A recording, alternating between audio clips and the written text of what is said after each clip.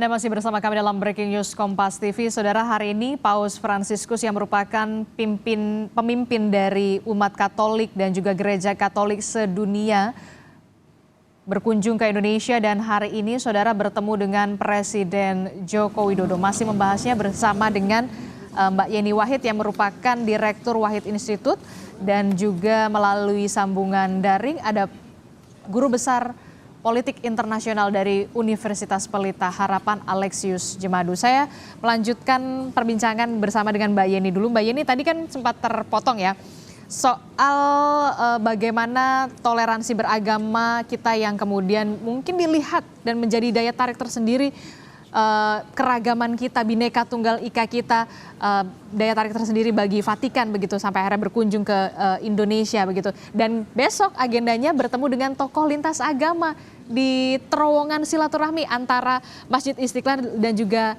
Katedral, Gereja Katedral. Betul. Dan itu kan menjadi simbol besar di dunia. Di saat dunia kita melihat latar belakang dunia pada saat ini penuh konflik di mana-mana, penuh hal-hal yang memisahkan, penuh sekat-sekat. Ya, sekat-sekat itu dilandasi oleh adanya perbedaan, kadang perbedaan keyakinan, perbedaan suku dan lain sebagainya. Justru negara Indonesia, masyarakat Indonesia itu punya inisiatif untuk justru mencari titik-titik temu, untuk mencari ruang-ruang perjumpaan. Nah, salah satu simbolnya adalah terowongan silaturahmi yang menghubungkan Masjid Istiqlal dan Katedral.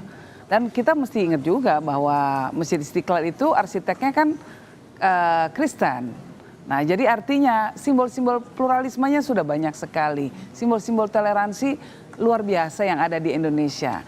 Dan momen Paus ada di Indonesia ini saya rasa perlu menjadi semacam pembaharu semangat kita untuk memastikan bahwa minoritas di Indonesia itu betul-betul dihormati haknya, dijaga haknya, hak untuk beribadah, hak untuk mendapatkan rumah ibadah, ya, hak untuk tidak mendapatkan diskriminasi, untuk merasa aman.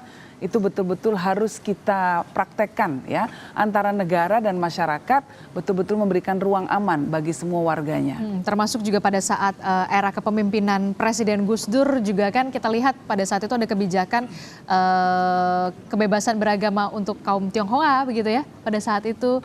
Kemudian juga Hari Raya Imlek menjadi Hari Raya Nasional pada saat itu. Betul. Menjadi apa ya, bentuk juga toleransi beragama yang kemudian dibawa oleh Presiden Gus Dur begitu ya? Betul, karena Gus Dur hanya ingin mempraktekkan ajaran Islam sesungguhnya sebagai seorang Muslim yang baik gitu ya, bahwa semua orang bebas untuk beribadah, semua orang boleh mencari Tuhan dengan caranya masing-masing, ya, dan negara punya tugas untuk memfasilitasi kebebasan beragama itu.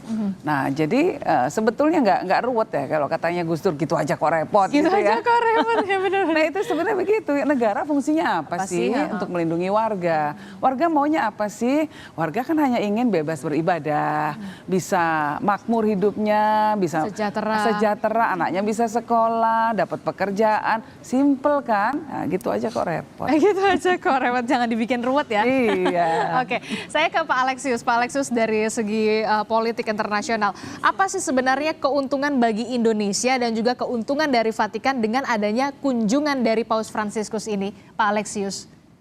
Ya, keuntungan bagi kita kunjungan Paus Fransiskus ini bisa afirmasi, ya, pengakuan terhadap Indonesia selama ini yang merupakan negara berkembang yang besar ya, dengan penduduk 270 juta, kemudian keragaman yang begitu kompleks, tetapi kita bisa hidup damai.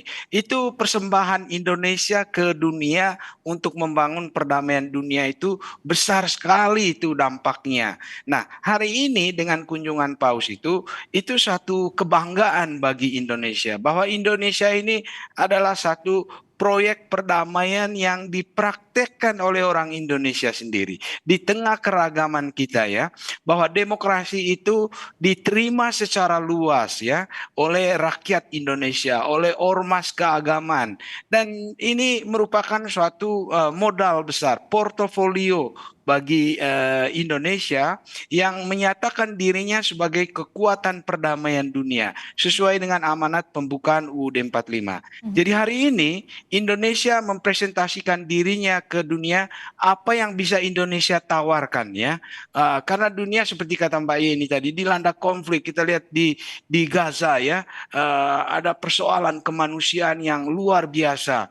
Nah, Indonesia menunjukkan kepada dunia bahwa Indonesia bisa menyumbangkan sesuatu kepada dunia melalui kredensial, melalui soft powernya, melalui diplomasinya. Indonesia bisa dipercaya sebagai bridge builder, bukan karena kita klaim begitu saja, tapi karena kita sudah mempraktekannya. Ya, ada tokoh kita seperti Gus Dur, ya, yang mempraktekkan itu, dan itu diketahui oleh dunia. Nah, Indonesia menjadi sorotan hari ini dengan pertemuan Paus dan Presiden Jokowi ya, untuk menunjukkan bahwa Indonesia siap memberi kontribusi bagi perdamaian dunia, dan itu sudah menjadi komitmen kebijakan luar negeri kita.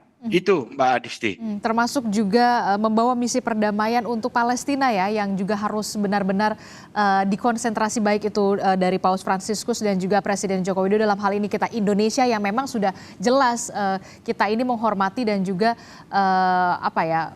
menginginkan kemerdekaan dari Palestina. Betul. Jangan sampai ada korban-korban lagi yang masih berjatuhan di hari ini. Paus Fransiskus kan mengatakan enough is enough. Cukup. Betul. Cukup yang sedang terjadi ya, kebiadaban yang sedang terjadi. Karena ini bukan soal agama, tapi kemudian soal kemanusiaan. Kalau kita melihat ya, Pak Lusius juga pasti setuju dengan apa yang saya ucapkan. Paus Fransiskus itu jauh melampaui sekat agama. Ketika beliau membasuh kaki pengungsi Syria, ya, seorang perempuan Syria pakai jilbab, dibasuh kakinya, dicuci kakinya. Itu kan menunjukkan bahwa beliau itu sudah melampaui sekat-sekat agama. Ini orang Muslim yang dibasuh kakinya. Artinya beliau mengedepankan prioritas utama adalah kemanusiaan. Nah, kalau sudah seperti itu, tentu sekat-sekat keyakinan kita itu sebetulnya menjadi kekuatan justru yang harus menjadi tenaga besar kita untuk membangun peradaban yang lebih baik lagi bagi umat manusia. Artinya segala bentuk intimidasi, kekerasan, pengeboman dan lain sebagainya tidak boleh diterima sebagai umat beragama. Itu kalau menurut saya begitu. Oke, Pak Alexius. Ya, saya garis bawahi apa yang dikatakan Mbak Yeni tadi ya. Apa yang terjadi misalnya di Gaza itu satu masalah kemanusiaan yang luar biasa. Nah, hari ini kedua pemimpin ini ingin menyerukan bahwa kita harus sama-sama menghormati kemanusiaan. Lepas dari perbedaan yang ada, kepentingan politik, ideologi, suku, agama, apapun itu tidak boleh menjadi halangan untuk manusia yang satu mencintai manusia yang lain, menghargai manusia yang lain ya. Seperti kata Immanuel Kant itu, manusia harus diperlakukan sebagai tujuan dalam dirinya sendiri. Nah, kedua pemimpin hari ini ingin menunjukkan itu ya, bahwa manusia itu adalah tujuan dalam dirinya, bukan alat, bukan instrumen untuk kepentingan politik, bukan untuk alat untuk perjuangan kekuasaan, tetapi dia adalah tujuan dalam dirinya sendiri, and in himself and in herself ya, tujuan dalam dirinya sendiri. Tidak boleh jadi alat bagi orang lain ya, untuk kepentingan ini atau kepentingan itu ya. Human dignity, martabat kemanusiaan itu harus diperjuangkan oleh semua umat beragama.